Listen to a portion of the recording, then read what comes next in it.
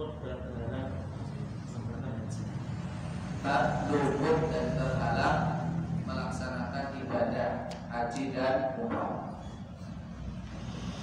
Apa bedanya fawat dan ihsan? Apa bedanya kalimat luput dan terhalang? Yang dimaksud dengan al-fawat yaitu terluput, yaitu seorang jamaah haji,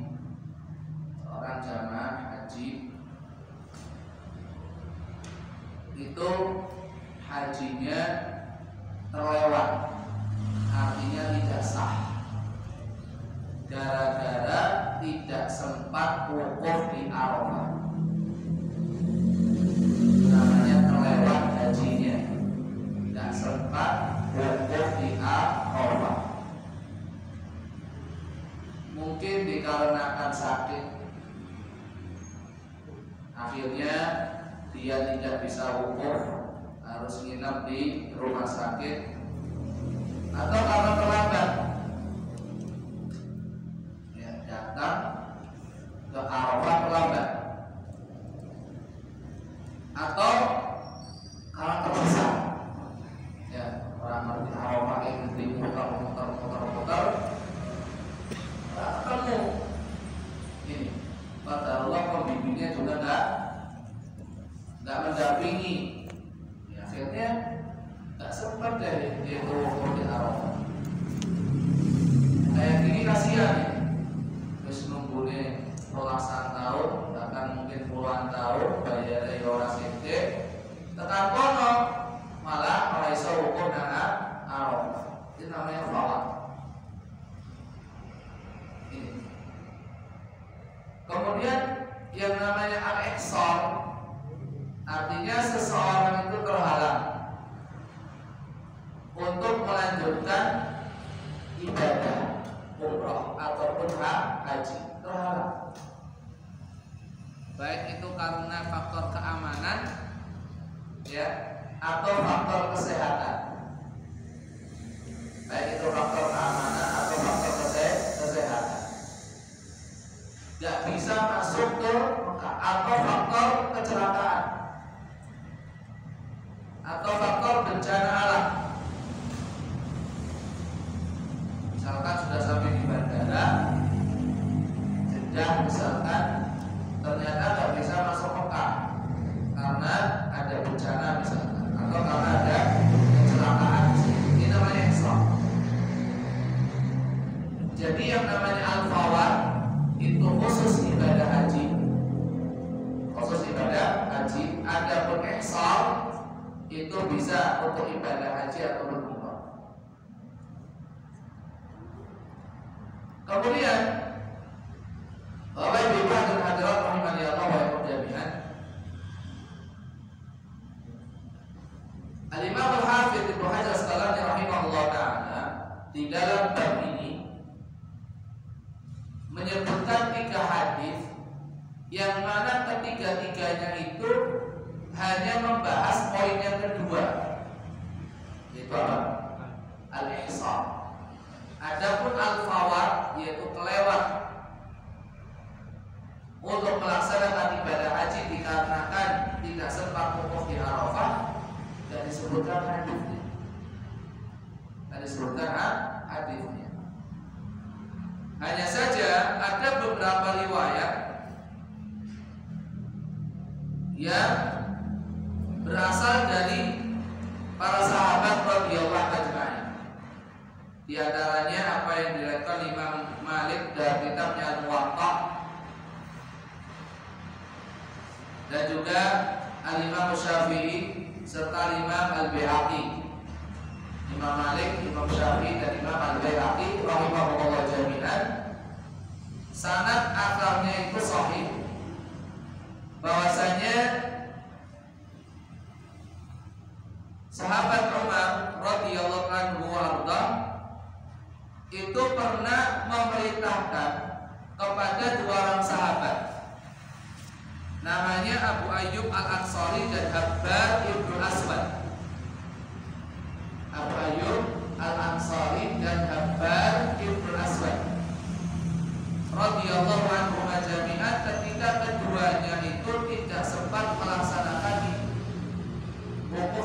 di Arafah, ketinggalan hajinya. Ya. Beliau berdua baru sampai ke Mekah itu di hari raya tanggal 10. Telat. Ya. Makanya diperintahkan Bapak untuk membatalkan hajinya dan diganti dengan umrah. Jadi bukan artinya sia-sia perjalanan itu, tidak. Ya, diganti dengan umrah. Tetap ibadah, tapi bukan haji, tapi diganti dengan umrah. Kemudian setelah itu selesai tahallul pulang dan diharuskan untuk mengganti haji di tahun depan. Nah, makanya ini sebetulnya kalau ada jamaah haji yang ternyata satu dan lain hal terlewat hajinya karena tidak bisa wukuf di Arafah, kan bisa juga itu. Tapi di sana sakit, tidak bisa wukuf. Kasihan kan? Makanya bagi orang yang seperti ini diganti amal ibadahnya menjadi umrah dan tahun depan berangkat lagi. Dan ini seharusnya ya menjadi tanggung jawab kita sendiri dan pemerintah. Penyelenggara haji kok, pemerintah. Ya, ditanggung sendiri atau pemerintah? Nggak tahu, aturannya tidak ada, nggak tahu. Tapi kalau seandainya pemerintah bermurah hati itu lebih baik, kan gitu kan? Ya, gitu. Karena hajinya nggak sah dan ada kewajiban untuk mengganti di tahun depan. Nah, ini mungkin yang perlu diingatkan, ya, perlu diingatkan. Ini, kalau seandainya ya, seseorang terlewat hajinya, maka setelah dia melaksanakan ibadah jadi jika umrah, kalau dia sudah membawa binatang korbannya disembelih. Kalau belum, nggak usah nyari, karena belum bawa. Kemudian tahallul, ya tahallul. Kalau tidak mendapatkan binatang untuk disembelih, nggak usah nyari, tapi diganti dengan puasa. Puasa 3 hari saat pelaksanaan ibadah haji dan 7 hari setelah pulang. Ya, jadi sekali lagi, seseorang yang terlewat hajinya dengan tidak wukuf di Arafah, suruh diganti dengan apa? Umrah. Selesai umrah, langsung tahallul, lalu menyembelih al-hadyu, menyembelih binatang korban. Kalau nggak bisa, maka diganti dengan apa? Puasa 3 hari di Mekah di hari-hari haji dan 7 hari ketika sudah pulang ke tanah air, dan diwajibkan untuk mengganti haji di tahun depan. Ini. Kemudian kota Islam Muhammad Fiddin rahimani Allah wa jami'an. Hadis yang pertama, hadis nomor 745. Qala al-muallifu rahimahullah ta'ala an Ibnu Abbas radhiyallahu anhu qala qad uhsira Rasulullah sallallahu alaihi wasallam fa halaqa wa jama'a nisa'ahu wa nahara hadyahu hatta tamara 'aman qabilan, rawahu al-Bukhari.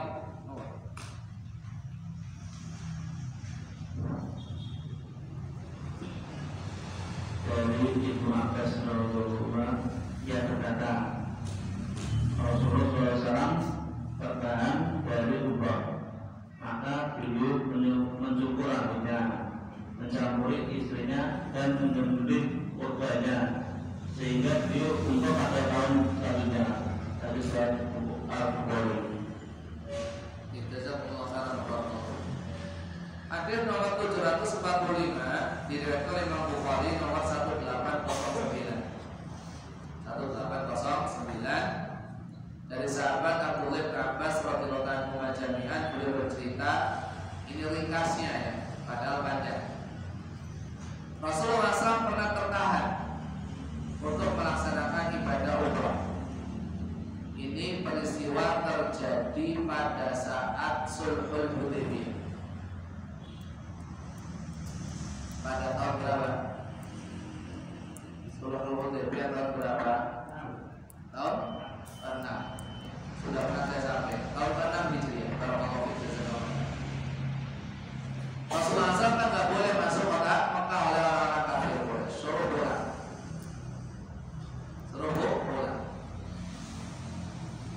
Akhirnya Rasulullah SAW memerintahkan kepada semua sahabat yang ikut pada waktu itu untuk segera menyembelih binatang korban yang mereka bawa, lalu mencukur rambut mereka.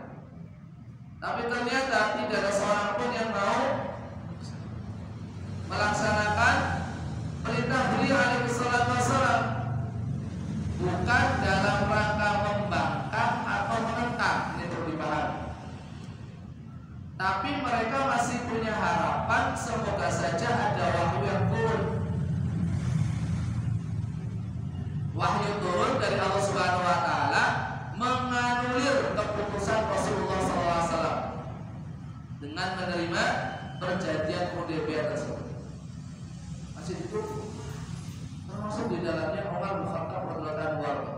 Beliau belum mau untuk melaksanakan perintah Rasulullah SAW karena masih berharap ada revisi dari Allah Subhanahu wa taala berupa turunnya wahyu kepada Rasulullah sallallahu alaihi wasallam. Akhirnya beliau masuk ke tenda beliau, yaitu tendanya Ummu Salamah radhiyallahu anha. Ummu Salamah melihat suaminya tercinta dalam kondisi marah. Ya, Rasulullah marah, tapi marahnya begitu diam, nggak muni-muni, nggak nesu-nesu, ya, nggak maido, itulah marahnya Rasulullah SAW. Makanya seharusnya kita pun meneladani beliau Sallallahu Alaihi Wasallam ketika marah, ya, biar hemat energi lah, hemat energi, hemat suara, dan juga mengurangi polusi suara juga, ya. Diam saja, Rasulullah diam. Sama Ummu Salamah radhiyallahu anha ditanya ada apa, Rasulullah cerita gini-gini. Akhirnya Ummu Salamah radhiyallahu anha sudah, jenengan gak usah berkata apa-apa lagi, sekarang keluar, panggil tukang cukur, sembelih binatang jenengan. Artinya apa? Kasih contoh. Kasih contoh. Makanya bagi seorang pemimpin ini rasakan dari aturan. Betul, gak usah banyak marah-marahi bawahan. Kasih keteladanan, kasih contoh yang baik. Insya Allah bagi mereka yang punya hati nurani, yang masih bersih, yang masih lurus, akan akan tergerak hatinya untuk mengikuti aturan. Akhirnya beliau melaksanakan apa yang disarankan. Masya Allah, setelah para sahabat radhiyallahu anhum mereka itu melihat Rasulullah SAW mencukur rambutnya, menyembelih binatang korbannya, langsung beliau ini radhiyallahu anhu berbondong-bondong melaksanakan apa yang dilakukan Rasulullah, yang diperintahkan Rasulullah SAW.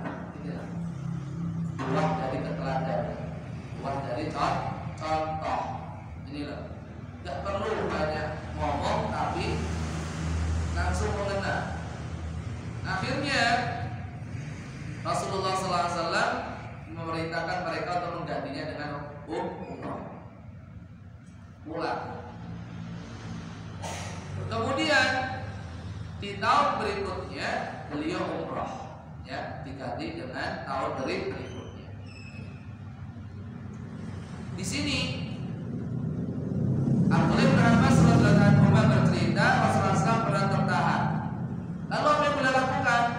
Dia mencukur rambutnya, kemudian menggauli istrinya, menyembelih binatang korbannya, kemudian setelah itu beliau melaksanakan umrah di tahun berikutnya. Ada beberapa faedah yang bisa kita ambil, ya. Yang pertama, bahwa barang siapa yang melaksanakan ibadah umrah kemudian terhalang,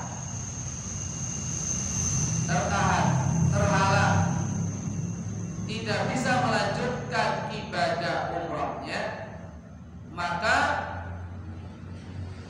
dia harus bertahalul di tempat tertahan. Tertahannya di bandara, ya tahalulnya nanti di bandara. Tertahannya berita di di tengah perjalanan, sudah keluar dari bandara, ya di tempat itu. Jadi yang tertahan maka harus segera tahalul, kemudian menyembelih binatang korbannya jika membawa.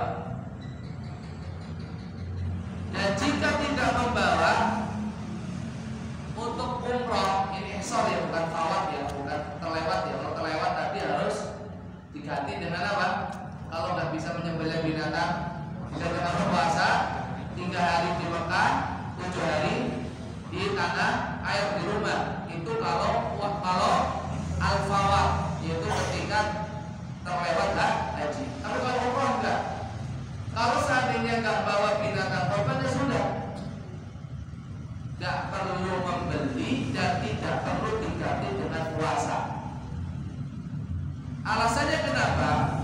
Alasannya adalah bahwasanya Nabi SAW saat melaksanakan ibadah tersebut membersamai beliau kurang lebih 1.400 orang sahabat.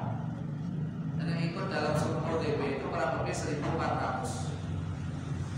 Mereka adalah sahabat-sahabat yang ikut dalam peristiwa Bai'atul Ridwan, ya, 1.400.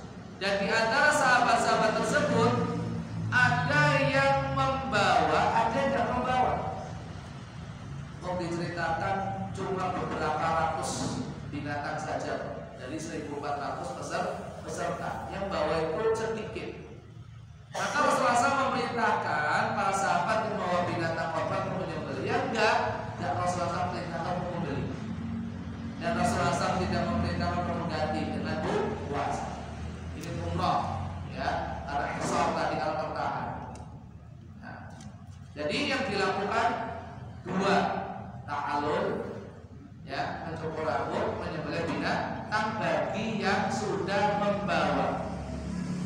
Dan setelah itu boleh, ya, menggauli istrinya. Artinya apa? Sudah selesai ihramnya. Sudah selesai ihramnya. Ini. Kemudian hal ini berdasarkan firman Allah Subhanahu wa taala di dalam surah Al-Baqarah 196. Wa atimul hajja wal umrata lillah.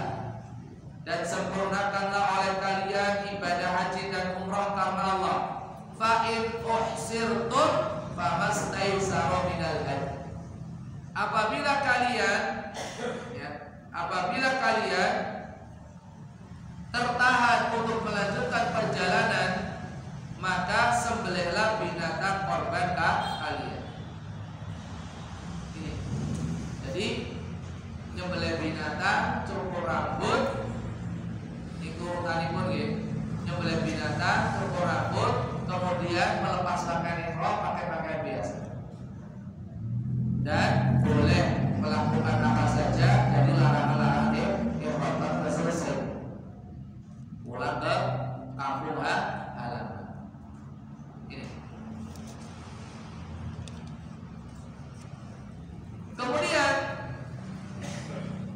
terjadi di Sulhul Hudaybiyah tahun 6 Hijriah. Adapun berkaitan dengan haji gimana? Sekali lagi sudah kita katakan, yang disampaikan ini adalah apa? Tentang ihsar umrah.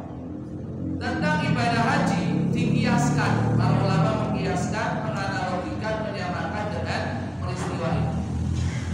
Gitu.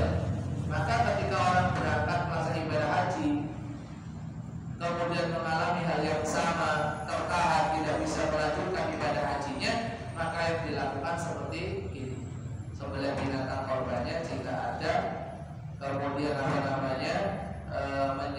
mencukur rambutnya, kemudian melepas pakaian ihram dan pakai pakaian biasa, dan setelah itu boleh apa saja yang menjadi larangan ihram pulang ke rumah. Kemudian faedah yang kedua adalah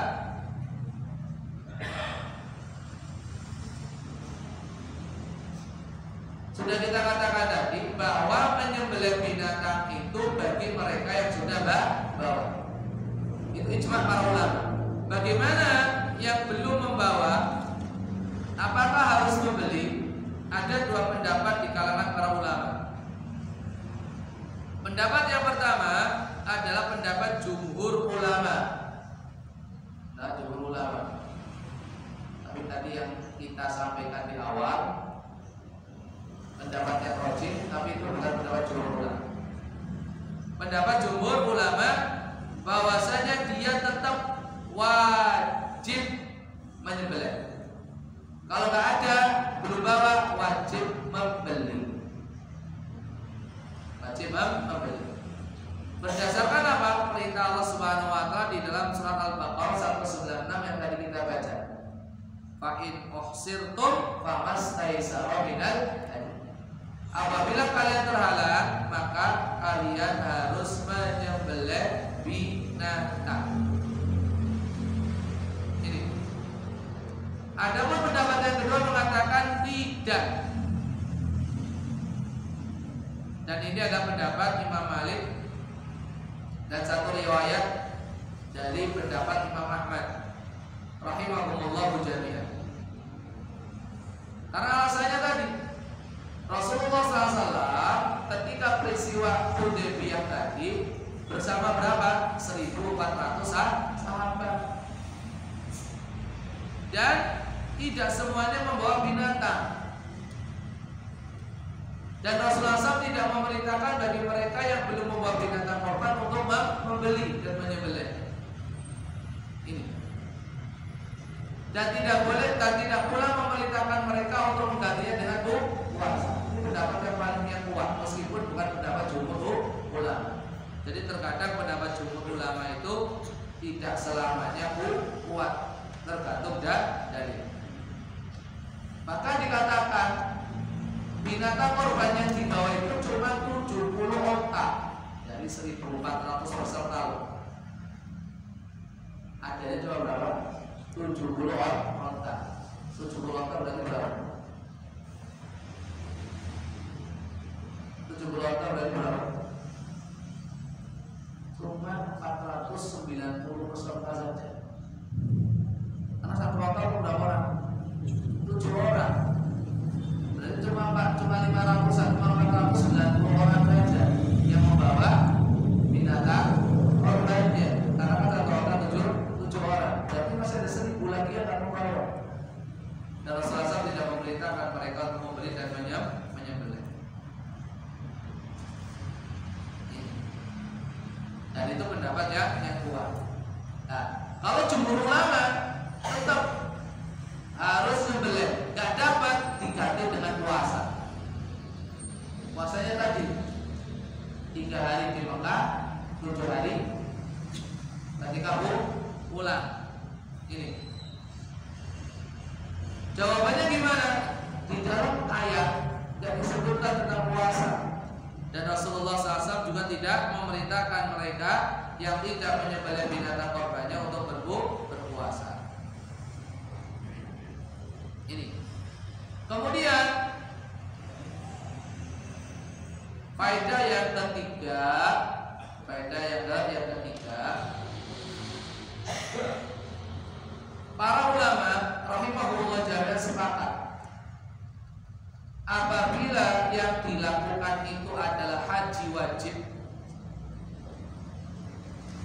haji menjadi wajib kapan? Bukan syarat wajibnya loh ya.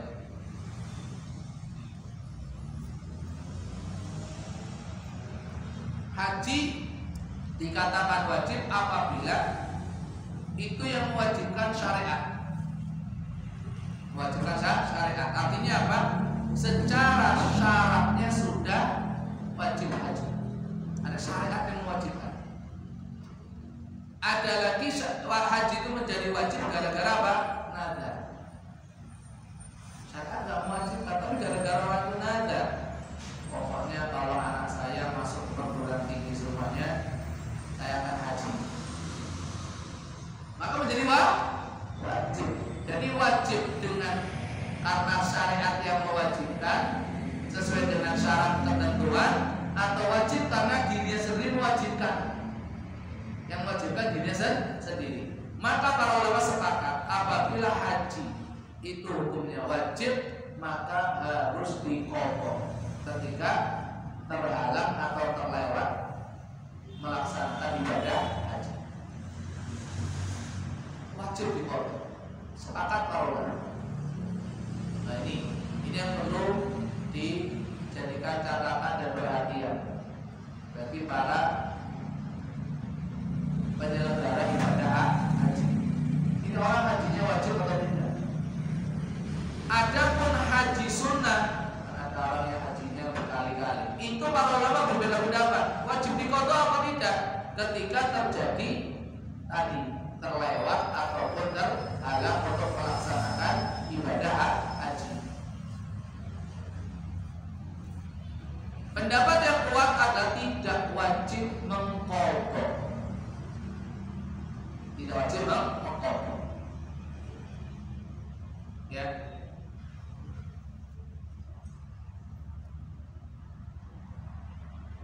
Kemudian kenapa dikiaskan dengan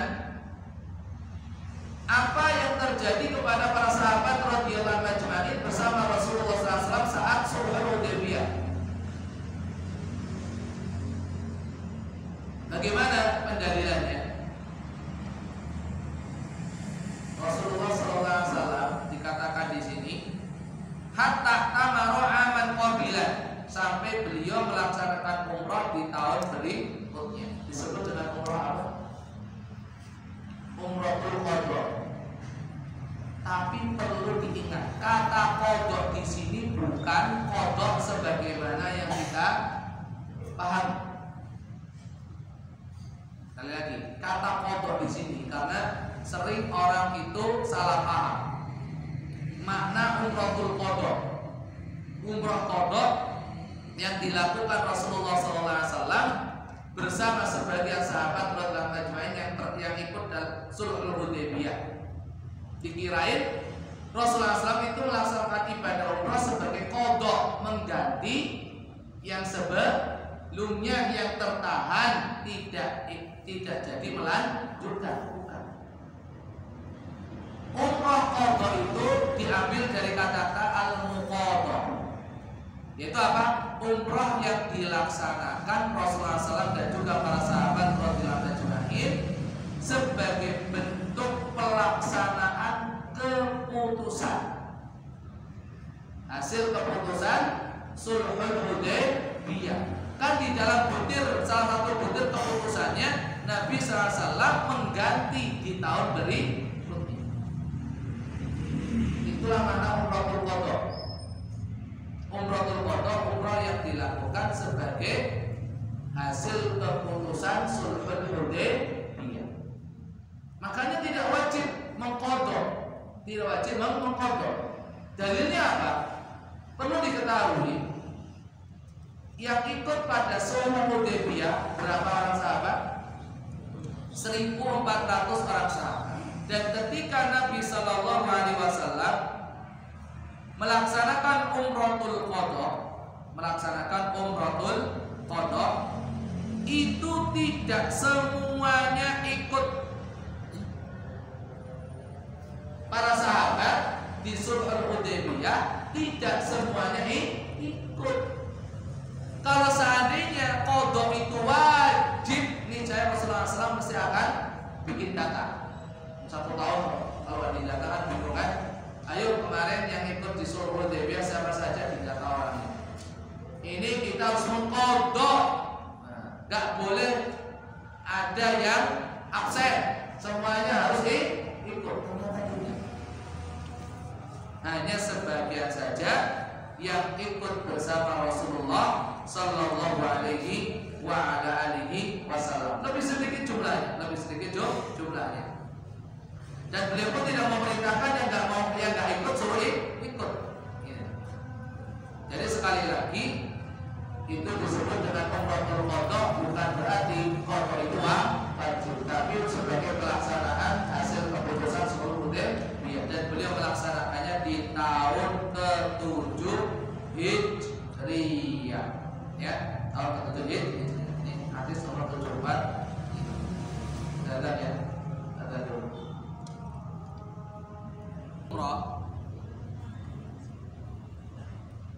Dia ketika ihram mengatakan, kalau seandainya terjadi sesuatu, maka saya tidak melanjutkan ibadah haji dan umrah saya. Itu. Dan tidak,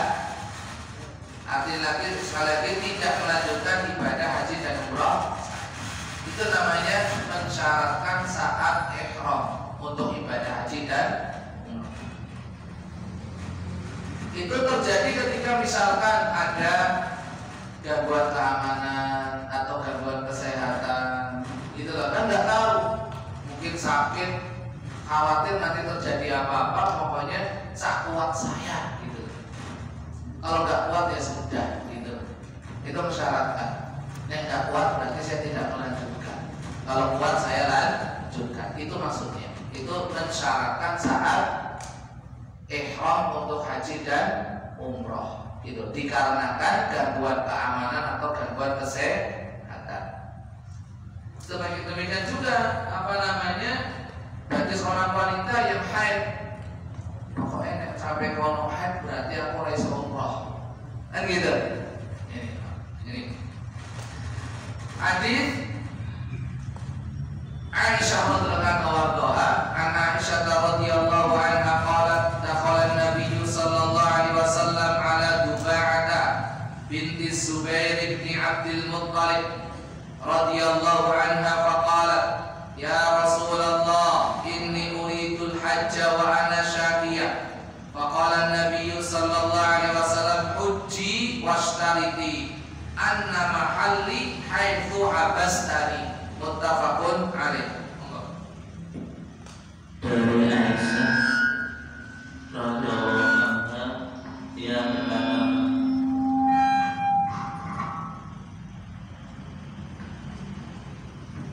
Nabi sallallahu alaihi wasallam masuk menemui Duba'ah binti Zubair bin Abdul Muttalib.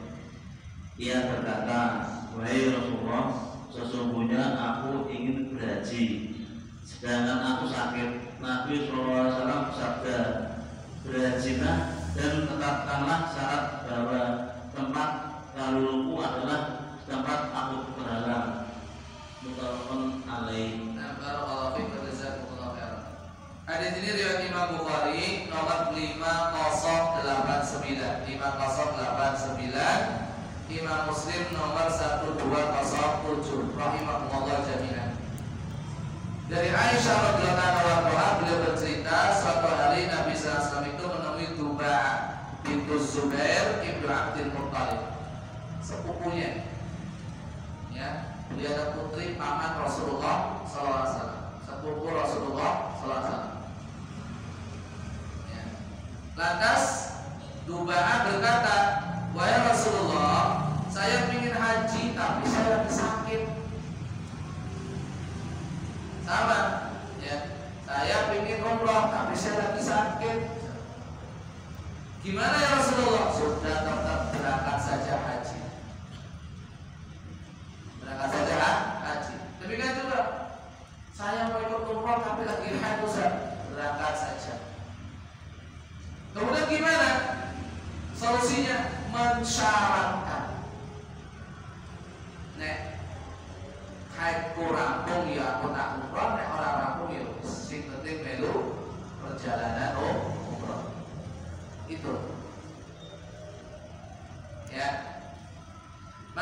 dikatakan hajilah dan berikan syarat, yaitu apa? Anna mahalli, bahwasanya tempat tahallulku nanti haitsu habastani, yaitu di tempat di mana engkau ya Allah menghalangiku. Artinya aku terhalang karena rasa sakitku nggak bisa melanjutkan perjalanan. Ini Bapak Ibu hadirin rahimani Allah wa iyyakum jami'an. Ada beberapa faedah penting di dalam hadis ini. Yang pertama adalah bolehnya seseorang itu bercakap-cakap, berbincang-bincang dengan wanita lain yang bukan mahramnya. Karena dugaan di sini bukan mahram Rasulullah, sepupu itu bukan mahram. Boleh sak perlunya sesuai dengan kebutuhan. Faedah yang kedua, bahwasanya suara wanita itu bukan aurat. Suara wanita itu bukan aurat. Dalilnya adalah ini Dubaah radhiyallahu anha ngobrol dengan Rasulullah sallallahu alaihi wasallam. Tapi meskipun bukan aurat, tapi harus dijaga. Harus dijaga. Jangan dibuat-buat suaranya, jangan dilebur-leburkan, jangan mendayu-dayu. Itu akan menimbulkan fitnah. Ini. Kemudian faedah yang ketiga yang jadi pembahasan kita tentang hukum mensyaratkan ketika ihram. Ada 3 pendapat di kalangan para ulama. Pendapat yang pertama, bahwasanya mensyaratkan itu dianjurkan secara mutlak. Ada alasan atau tidak? Kenapa? Karena kita tidak tahu kondisi nanti di lapangan, kondisi di perjalanan seperti apa. Maka dianjurkan untuk mensyaratkan sejak awal. Pokoknya nanti kalau terjadi apa-apa di tengah jalan, ya berarti disitulah tempatku tahallul dan aku tidak bisa melanjutkan ibadahku ini. Anda nggak tahu kan, nggak ada jaminan. Makanya dianjurkan secara mutlak. Dan ini pendapat kebanyakan sahabat, seperti sahabat Umar, Abdullah bin Mas'ud, Aisyah, Ummu Salamah dan yang lainnya. Radhiyallahu ajma'in. Dan pendapat Imam Syafi'i, Imam Ahmad, Imam Ahmad rahimahullah jami'an. Pokoknya dianjurkan secara mutlak di awal. Kemudian pendapat yang kedua, tidak disyariatkan secara mutlak, tidak dianjurkan secara mutlak. Dan ini pendapat sahabat Abdullah bin Umar radhiyallahu anhu jami'an.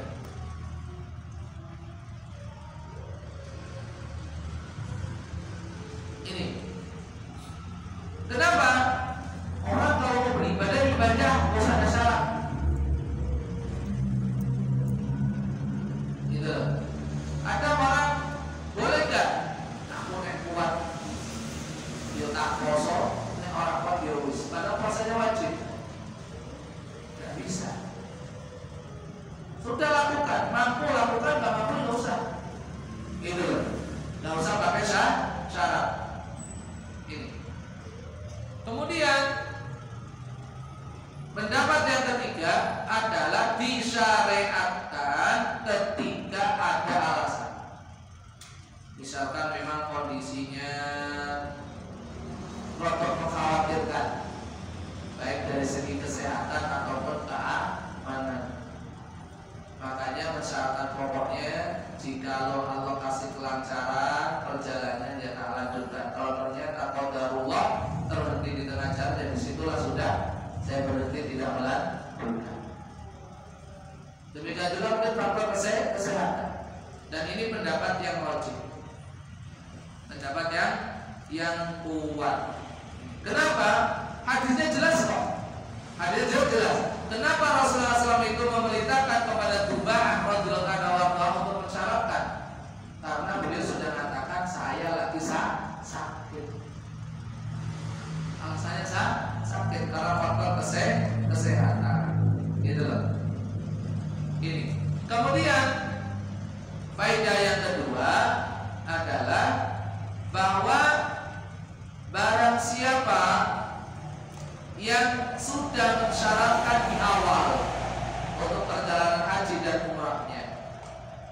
ternyata apa yang dikhawatirkan itu terjadi.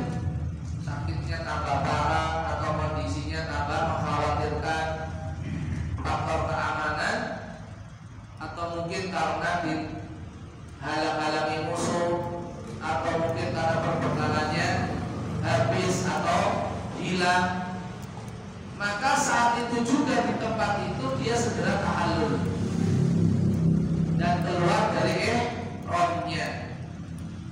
Dalam kondisi yang seperti ini, sudah mensyaratkan seperti ini, maka dia tidak dikenakan apa-apa dan tidak wajib qada dan sudah mendapatkan pahala ibadah.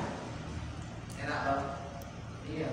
Karena dia terhalang karena faktor yang diperbolehkan oleh syariat. Karena ada unsur syar'inya, ada unsur syar'i, tetap dapat pahala ibadah.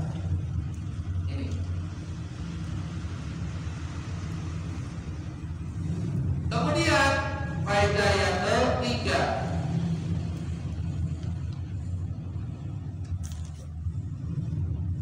bahwasanya syarat itu harus diucapkan saat ihram. Syarat itu diucapkan saat ihram, bukan setelahnya. Jadi ketika dia ihram, maka itu diucapkan. Ini. Jadi harus lafaznya. Kemudian lafaznya itu tidak ada redaksi secara khusus dari syariat. Pokoknya yang penting seorang itu mensyaratkan karena harus mengikuti apa yang disabdakan Rasulullah Sallallahu Alaihi Wasallam. Kemudian hadis yang terakhir, hadis yang terakhir masih tentang ihsan, terhalang untuk melanjutkan perjalanan ibadah haji dan umrah. Hadis nomor 746, hadis terakhir di kitab Al-Hajj, dan insyaallah setelah ini kita membahas tentang masalah jual beli. Rotok angel saja nih, ingin tak tinggal tapi ya bismillah, sinau bareng-bareng, karena saya merasa lemah ya, tapi insyaallah kita belajar bareng-bareng, disebuyuk bareng biasanya yo, jadi mudah insyaallah ya. Hadis 746, An Ikrimah anil Hajjaj bin Amr al-Ansari radhiyallahu anhu qala Rasulullah sallallahu alaihi wasallam, man usira araja faqad halla wa alaihi al-hajj min qabil. Qala Ikrimah, fasa'altu ibn Abbas wa Abu Hurairah an dzalika faqala sadaqa, rawahu al-khamsah wa hasanahu at-Tirmidzi. Dari Ikramah dari Al-Hajj bin Amr al-Ansari radhiyallahu anhu, ia berkata, Rasulullah SAW sabda, barang siapa yang patah tulangnya atau pincang di perjalanan menuju haji, maka ia telah halal dan wajib berhaji pada tahun depan. Ikramah berkata, lalu aku bertanya kepada Ibnu Abbas dan Abu Hurairah tentang hal tersebut. Mereka berkata, benar. Tapi riwayat Imam Muslim dan dihasankan oleh Al-Tirmidzi. Nah, barakallahu fiikum, jazakumullah khairan. Diriwayatkan dari Ikrimah. Ikrimah itu siapa? Ikrimah itu adalah bekas budaknya Abdullah bin Abbas radhiyallahu anhu jami'an. Beliau itu berasal dari bangsa Badar. Jenengan apa namanya pun mireng kalimat Badar itu pikirannya pripun? Pemahamannya seperti apa? Hah? Apa? Iya.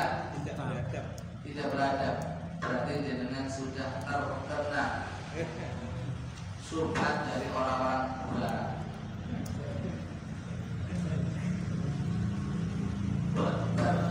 Badar itu adalah satu kabilah yang suku di Afrika yang berhasil menaklukkan Eropa. makanya mereka dendamnya luar biasa. Ini jenengan makin proses bangsa Barbar itu sebetulnya siapa itu dari Afrika itu. Itu yang membuka Spanyol, Andalusia itu dari bangsa Barbar. Tor bin Ziyad itu Barbar. Mereka bencinya luar biasa masalahnya. Makanya segala sesuatu yang konotasi negatif dikatakan apa? Barbar. Nah, makanya saya katakan kalau ternyata kena juga kita ya. Gitu. Nah, nanti ya, nanti dengan apa namanya baca itu sejarah bangsa Barbar luar biasa perjuangannya jihadnya di dalam menyebarkan Islam.